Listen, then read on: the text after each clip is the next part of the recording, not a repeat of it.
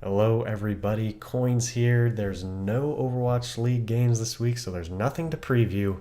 So I decided to review stage number one and give out awards to the best plays, teams, players, moments. And there were so many of those. And I'm going to give out my awards to a select few. And there's nothing better than receiving an award from me. Let's get it started. No better way to start off an award show than an award for Best Entrance. Overwatch League teams, specifically the Florida Mayhem, obsessed over how they entered the building to get onto that stage. I am a sucker for the Gangnam Style entrance. What an entrance by the Florida Mayhem. But unfortunately, quantity does not always equal quality. Dallas Fuel, a team who only did one entrance, wins it for their one entrance. It was insane. We got to see Taimu come out there alone when the Dallas Fuel were announced. I was like, what is going on right now? And in flies Dallas Fuel's Mercy himself, Chips Hyen, looking like Mercy.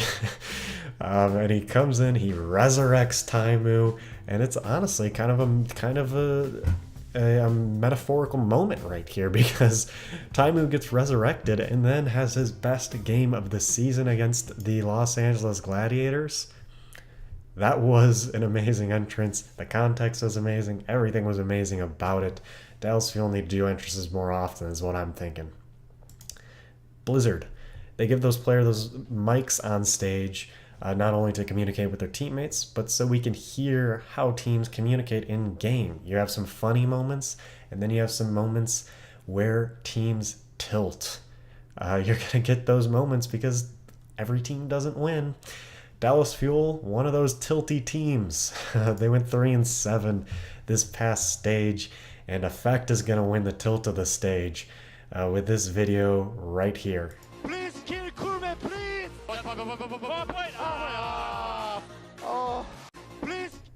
Please kill Kumat, please. It gets me every single time. Trash talking. Trash talking is a huge part of any professional sports, esports league. It's entertaining for the audience. And we were lucky enough to get some trash talk. I know the Koreans in this league, super respectful. It's awesome to see that, but it's awesome to see teams trash talk each other as well. Muma had the most clever and amazing XQC diss ever, and he's going to win the Trash Talker. After they 4-0'd the Dallas Fuel, Muma stole XQC's trademark phrase. And like how to actually get the most out of our large roster. So as long as we just keep playing our game with our core roster and subbing when it's necessary instead of just doing it all the time, I think we'll be able to carry this momentum to playoffs. Well, I'm sure your fans can't wait to see. Now, anything else? Any last words from you? I mean, thanks to all our fans, couldn't do it without you. And in the wise words of a good friend of mine, rolled and smoked my doggies. Thank you so Rolled and smoked, my doggies. Of course, we move on to the team awards now. There's only one team award per stage. I can't give an award out to the best team. The best team is the team who wins the most, of course. I'm going to give an award out called the Shocker. The award that goes to the team who defied expectations the most, and you can't not give it to this team, the Boston Uprising. They absolutely shocked the world because no one had any clue who these players were pretty much. Dreamcasper, Striker, Gamsu, Note, Neko, and Kelix came out and did some work. They started off the season pretty fine, but eventually built out to be the best dive team in this league, beating the Los Angeles Valiant, beating the London Spitfire, of course, off the backs of Dreamcasper and Striker as one of the best DPS duos in this league, but also Gamsu and Note. And you can't not mention Neko and Kelix. This entire team is stacked. This team is one to look out for. They're going to be in that playoff chase at the end of the season. I guarantee it. Huck, we're sorry. We are so sorry for doubting you. I'm going to give out individual player awards now to the individual roles, tank support, and DPS. Let's start out with best tank. It's the return of Muma. Second award of the night. I think Winston is probably one of my favorite heroes in this entire game, because his role is to just put his life on the line for his team, to just get that good kill, and that's exactly what Muma does.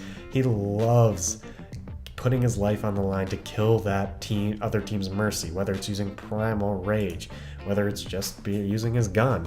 Muma defines Winston. Winston is such a golden coin player, and he just goes off. And we can't deny that Cool Matt is a fantastic D.Va player as well. Houston would not be as good as they are without these two on tank, but specifically Muma's amazing Winston and his amazing Orisa too. Now we're going to move on to the best support player, and I gotta give it to the Korean streamer, the Korean dreamer, the man who rose up the ranks by ranking high on the Korean leaderboards every single season. This was his first time playing on a professional team, and he exceeded expectations. It's JJoNak. His Zenyatta is so darn good. We know him for his DPS role on the team pretty much, but he does some support things too with Zenyatta's ult specifically. He's great at initiating. He's great at zoning out the other team with this ult. Right here, he's completely body blocking the other team from coming out with the ult. JJoNak is not only the great DPS we know and love him for, he's a great support. And of course, you got those great DPS moments like we're about to see with his kill on Prophet. He's just so mechanically skilled. We move on now to some more players that are mechanically skilled. The best DPS player. There are so many great DPS players in this league. So many flashy players with some flashy kills, but I gotta give it to the most consistent, the players with the biggest hero pools, the players that truly carry their team to a Stage 1 championship. Prophet, Birdring, they deserve it the most. There's no doubt in my mind. This team could flex onto so many different playstyles because of them. They were known as the dive team early in the season, and when that wasn't working out, they were able to switch to the anti-dive super well. Widowmaker, Pharah, Tracer, Genji, Junkrat, any DPS player you wanted, these two were able to flex onto him. Of course, they had Rascal flexing onto that Pharah most of the time, but now they no longer have Rascal, and they honestly don't need him. Prophet, of course, I know him so well for those last two games in the stage playoffs where he was able to out Junkrat the Jake Rat himself, despite barely playing Junkrat this season and not enjoying playing Junkrat this season. His Genji, of course, is insane as well. These two can just flex onto any hero and give their team the advantage by having the ability to play so many different styles. That's my best DPS duo, and now we're gonna give it up to the MVP of this stage, and it's got to be one of those four players, right? Or else it just doesn't make sense. It's got to be the most valuable player of this stage has to go to JJoNak. He led the New York Excelsior to a 9-1 himself, because having that third DPS on their team is so important. It opens things up for Sabiel B and Libero to do things they couldn't do if they didn't have someone so dangerous in their backline doing stuff like this. It also protected Mercy, and we know Mercy was probably the most important hero in this entire game this stage. So as far as I'm concerned, Arc was the most protected Mercy in this entire league. He even did flanks. Look, he's flanking here. He's a Zenyatta. That's how good he is at this character mechanically and how much he provides for his team. I'm going to leave you guys here with the final award. I will see you guys next week to preview Stage 2, go over some transfers that happened during this transfer period.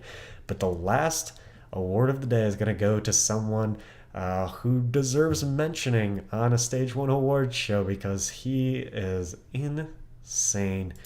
The play of the stage is going to go to Big Daddy Pine. Played and hits a grand slam. And that's what you get with Pine, Noah. He flanks around the backside of the London formation, as you're about to see with the Infrasight, and nailed the shots. Not many Widowmakers would go for this play. Yeah, but Pine would. And he just absolutely nails it here. Even the machine gun. What a flick. Are and you another serious? one. Beautiful.